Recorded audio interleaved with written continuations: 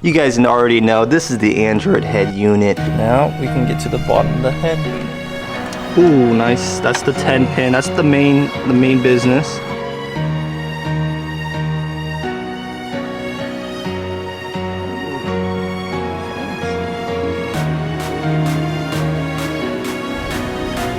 Alright everyone, so we have the Roadnavi installed here. Look at it, it's so beautiful. I know it's a little bit hard to see. Can we remove this? Can you do the honors? Let's do it.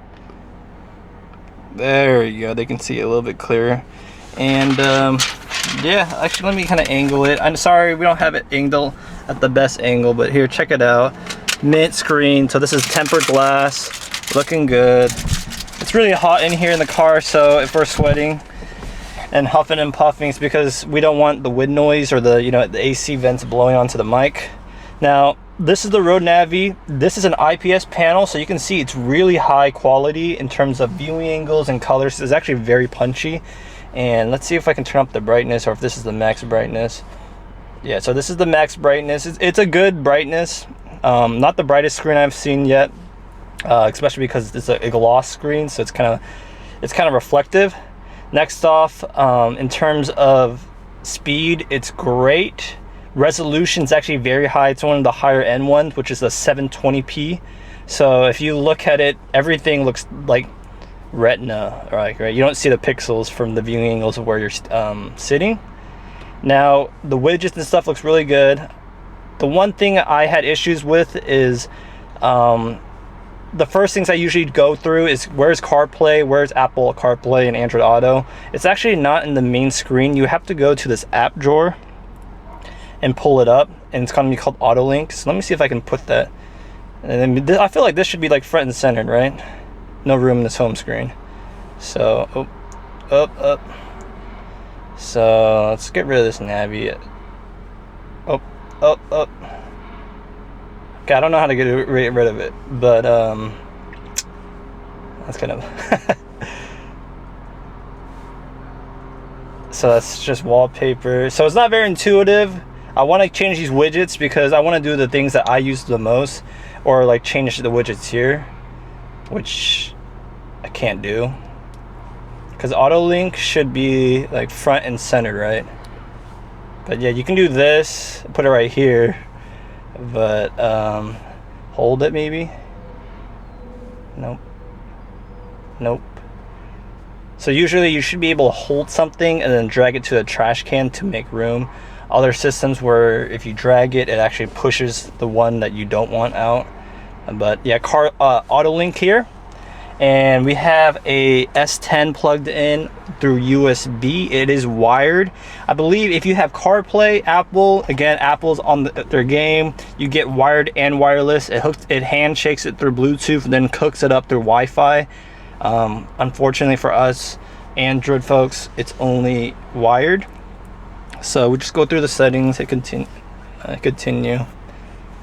And then Google Maps needs to change your locations and stuff like that, which is fine. We have Spotify here, and we have the app drawers. Let's see what very cool.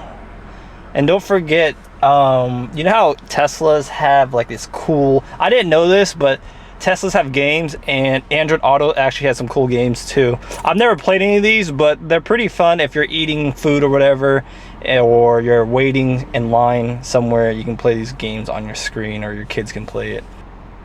So I'm pretty sure we can change some of the settings to get that to work. But here are all the apps. So this is gonna be phone specific.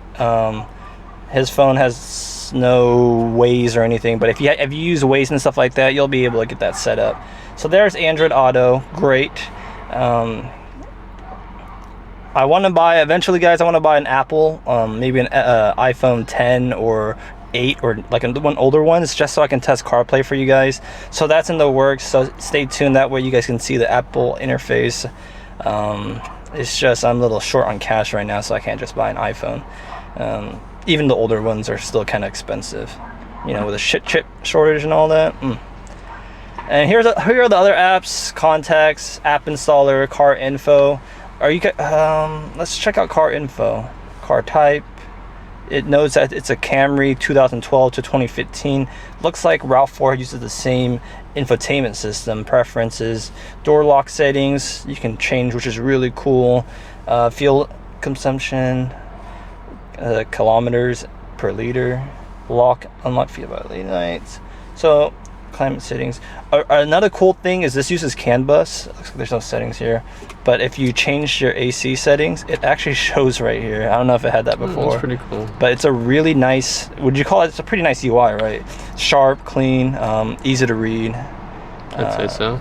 Yeah, and then it shows, ooh. I'm gonna leave the AC on actually, because amp settings and such like that. Now, we didn't control any for the steering wheels, if you guys can see that. The steering wheel controls, we didn't program it, but it does seem to be working. Like the CAN bus handles all that, so you can see them up. Some people say there's no volume knob, and that's kind of annoying for them, and that's true, but I usually use my steering wheel controls anyways.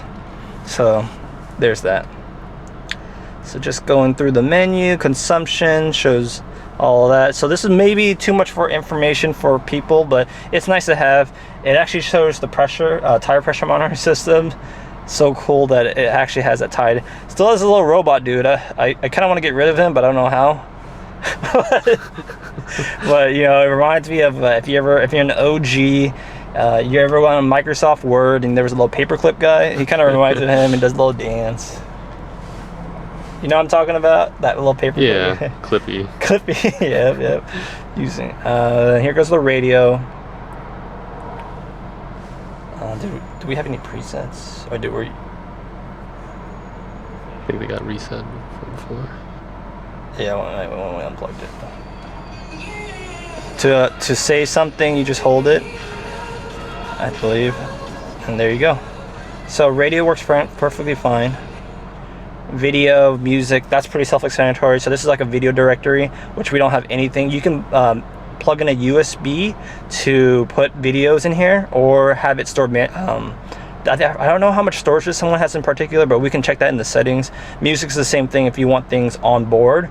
Bluetooth is for your setup. BT Music is for the Bluetooth that's hooked up to the phone right now, and there is Bluetooth. It's on, but we rather use Android Auto. Android Auto, the reason why you want to use it is it's a higher bit rate, so you get better audio quality. AVN is the aux in the back, which we don't do car settings, which is just kind of like the settings for the infotainment system. There's the steering wheel controls if you want to program that. I don't want to mess, right now everything's working, so we'll deal with that later if there was issues. And then there's some more common settings we'll just go through real quick so you guys can see what's inside of here. Volume, sound. Ooh, look at that. Look at those graphics. Video motion. So if you're watching YouTube and it doesn't work, make sure you have this to be off. When we're in reverse, so we do have the reverse working, but there's extra lines. You see how there's extra lines? We should be able to disable that because I think the blue lines are the extra lines. So let's get rid of that. Yeah. Resistance distance. So now it's easier to read, but it doesn't move. Yeah. So, do you want to have that on? Wait, what's this one? Reverse warning line.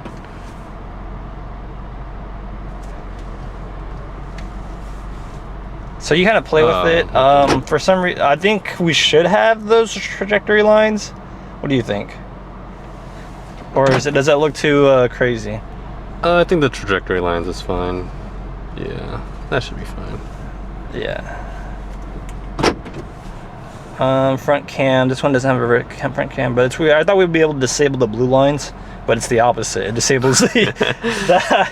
Well, you guys know. That was under what, video? Yeah. Navigation. We don't really use it because we use our phone. Our phone navigation is so much faster that that's just the way it should go. Here's the about device if you want to see the firmware version and all that. Common, sleep mode, assisted touch, boot logo. Oh wow, it's all in there. So reverse volume suppression is basically when you're in reverse, it quiets down the radio, so then you can sense in your other senses. Like You can turn that off. Yeah, you can turn that off. I don't like that. I don't like that. Yeah, it's just a touch. That one is it's like an accessibility thing. I don't like it. It's usually like a circle. It's cool. Has it sleep mode? No. Yeah, so far the UI's it's a lot different than the other Android head units I've been doing. Roadnavi has a very clean setup that's kind of user friendly, in my opinion. Car type, so we already went there. It was a Camry. Preferences, we already went there. Consumption, so we already did the car info and settings. App installers, if you want to manually, if you have like certain apps you want to install, if you develop them or you found them on the internet, you can do that. That's not on the Play Store. AutoLink we talked about. That's Android Auto and Apple CarPlay, and these are kind of self-explanatory. Nothing we have to really talk about. And YouTube, so it does have the Play Store. I know that's important for some. Settings wise, this is more stuff. Now we can go into like what this thing has. Right now the standard time is always China, because these units are made in China, so we can change that to Los Angeles or not, United States. And then we can do Los Angeles. Boom. You like military time, right? Yeah, but we can keep it as standard. Okay, so then we have it right now. I don't know if that's the correct time. It's not 1:39, is it? It's About 5 minutes off. Okay, so yeah, we can adjust that somewhere. Network. Probably just. Oh my gosh. Hour first and then minute. 44, right? Or 45? 45 is fine. Boom. So now we got to set the time up. Great. Everything seems good to go here. And if you guys were curious on our configuration, looks like we have 8 gigs of RAM, which is just absolutely ridiculous, honestly. Right? About device. Here's more information. Model number. I'm trying to look at the specs, but it is using Android 10. I'm trying to look for the CPUs. You see it? Should be under about, but I mean, I'm getting nothing. I'll put this the rest of the specs in here, but if you're just using it, trust me, it's flying. Right here it says it has total memories 8 gigs. So that's as much as the new S22 Ultra, by the way, which is crazy. And then it has a 128 storage. Again, I think that's crazy. I don't store things into here, but some people do, and I think there's you can store more stuff using USB. So 128 gigs storage with 8 gigs of RAM in a car infotainment system. It is zippy, and I guess that's some future proofing for it. Yeah, that's the whole UI from Roadnavi. The install was actually really easy. It had all the CAN bus stuff. Again, we did an install on a previous unit, so we showed the video of that, and then we showed the specifics on this one right here. This was more of like a walkthrough of like what you can see and what you can see on the UI side, and it's a beautiful head unit. As the owner, what do you think of the head unit overall so far? I think it's really snappy. It is bright, but not super bright. Yeah. Definitely usable in most use cases. It's a shame about that that kind of usability in terms of adjusting your apps where you want them to go, but I think, you know, with a little bit of tinkering, I can figure it out. I agree. So if it was me, I would change these ones right here to maybe Bluetooth audio, Android Auto, and I don't know, backup camera. I don't know if you can access your backup camera here. That's actually a good. Let's see if you can see your backup camera. But sometimes you just want to see your backup camera. I know this is an OEM camera, so for my car you can do it at all times. But yeah, so if you can change these little widgets right here, these icons, to things you actually use the most, like Android Auto, Bluetooth audio, and I don't know what else you would use, but that would be great. Bluetooth, yeah. Spotify. Yeah. But you know, you can just use Android Auto and it has all Spotify on there. Yeah, and it just plays right there. Yeah. So, yeah, if you guys were interested in this head unit, links down below, and I'll link. You know, this is I actually really like this unit. The fitment wise, it's good. The finishes are good. It doesn't match exactly, so you can see it's chrome right here, and then turns into silver. This matte plastic matches really well. Fitment wise, it's you can kind of see these edges right here. Crazily enough, the OEM unit had the same thing, but I would say the OEM was a little bit better, but it still had these gaps, which surprised me, to say the least. And then the fitment on the top and everything is good. Everything's snugged in here. Thank you guys for watching. I'll catch you guys in the next one. See ya. Ooh. Okay, you can play with it for a bit, and then you guys can head out.